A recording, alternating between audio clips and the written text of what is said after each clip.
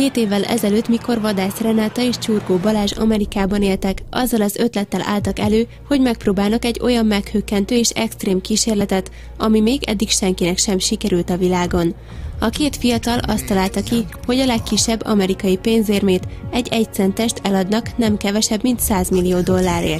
Ezt a nem mindennapi eredményt elsősorban a gondolat erejével szeretnék elérni. Én úgy gondolom, hogy ez pont azért nagy dolog, mert amikor megvalósul, akkor elgondolkozik mindenki azon, hogy hoppá, működik a gondolatteremtő ereje, de lehet, hogy csak egy marketing van a háta mögött, mindenki eldöntheti szuvenír joga, hogy ő melyik tábort erősíti. A szkeptikusokét, akik azt mondják, hogy ez egy vicc, vagy a spirituálisokét, akik azt mondják, hogy igenis a gondolatteremtő. Az eredmény ugyanaz.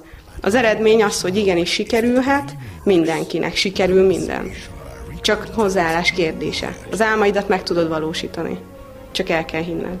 Ha sikerülne eladniuk ezt az 1 centest, akkor alapítványokat, szervezeteket támogatnának, akik az emberi jóléttel, az állatvédelemmel és a természetvédelemmel foglalkoznak. Ez az elsődleges cél, hogy nekik segítsünk, és hogy ezt meg is alapozzuk már most, hogy ne csak ígérgetés legyen, ezért egy feltételes támogatói szerződést fogunk velük aláírni, ami azt jelenti, hogy amennyiben nekünk sikerül ez a rekordkísérlet, akkor ők megkapják a szerződésben szereplő összeget minden kötelezettség nélkül.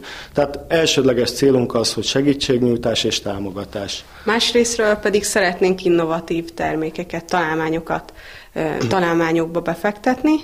Persze a sajátjainkba is, mert nekünk is születtek időközben, de erről még nem beszélünk, nem szeretnénk beszélni, majd az a jövő zenéje lesz. Vadász Renáta és Csurgó Balázs, amikor csak teheti, adakozik, segít az embereken. Most egy beteg kislány Fanni őssejterápiáját szeretnék támogatni, amelyet egy Karádi Katalin által dedikált bakelit lemez elárverezésével szeretnének elérni.